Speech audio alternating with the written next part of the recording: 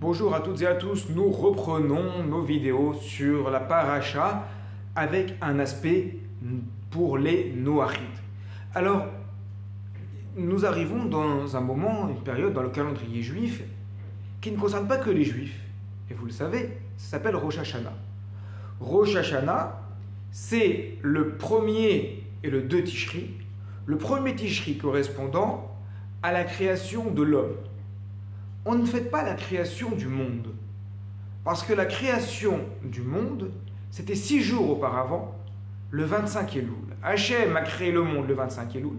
Et le 6e jour, il a créé l'homme. C'est pour ça que Rosh Hashanah n'est pas le nouvel an juif. Le nouvel an juif, en réalité, selon le compte des mois, c'est le premier Nissan.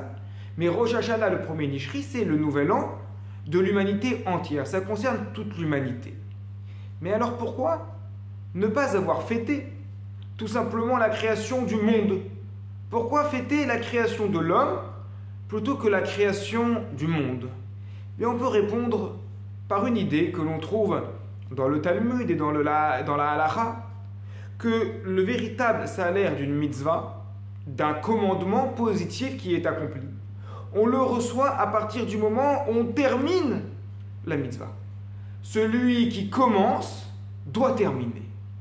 Dans la vie, quand on commence une entreprise, quand on commence à mettre en place quelque chose, eh bien, il ne suffit pas de commencer.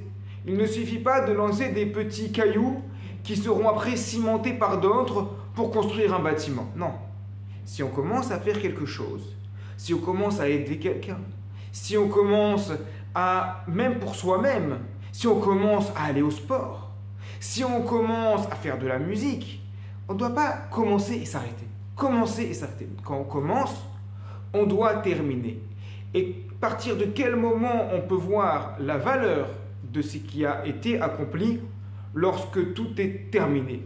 Parce que si on commence à faire la fête au milieu, eh bien, qui dit que cette fête a une véritable portée? Peut-être que l'on va s'arrêter après. Est-ce qu'un champion va commencer à fêter sa victoire alors qu'il n'est qu'à la moitié de son entraînement? Est-ce qu'un musicien va recevoir son salaire alors qu'il n'est pas encore monté sur scène et qu'il est en train simplement de s'entraîner, de faire ses répétitions? Est-ce que lorsque l'on prépare un projet pour son entreprise, eh bien le patron va nous récompenser, va nous donner la prime pour ce projet alors que le projet n'est pas terminé? Non. Lorsqu'on commence une action, on doit terminer cette action et c'est à ce moment-là que l'on peut vraiment ressentir la valeur de la chose. Ainsi, il en va de même par rapport à notre question: pourquoi fêtons-nous Rosh Hashanah, le début de l'année, par rapport au 6e jour de la création du monde, donc de la création de l'homme, mais pas par rapport au 25 Elul, qui est le jour de la création du monde?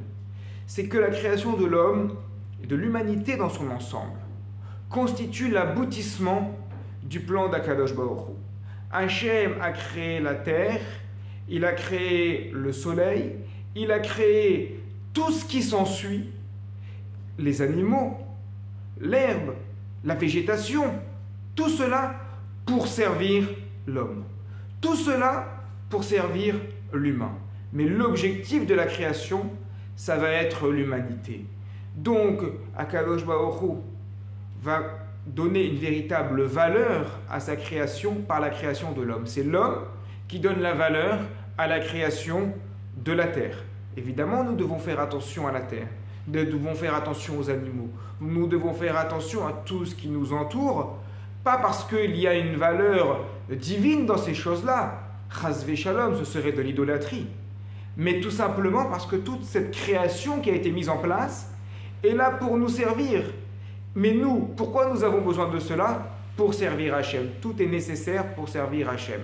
Et ainsi, nous fêtons donc Rosh Hashanah, le moment de la création de l'homme et non pas le moment de la création du monde, parce que c'est là l'aboutissement du projet d'Akadosh Baruch Hu. Et donc, il aurait été signe d'un travail non terminé de fêter la création du monde, parce qu'après le monde, il peut y avoir énormément de choses. Mais une fois que l'homme et la femme sont créés, et bien à partir de là, on peut servir Akadosh Baruch Hu. C'était le but de la création. C'est ce que nous fêtons à Rosh Hashanah, qui concerne donc autant les Bnei Israël que tous les habitants du monde et les Noachides. Shabbat Shalom à toutes et à tous.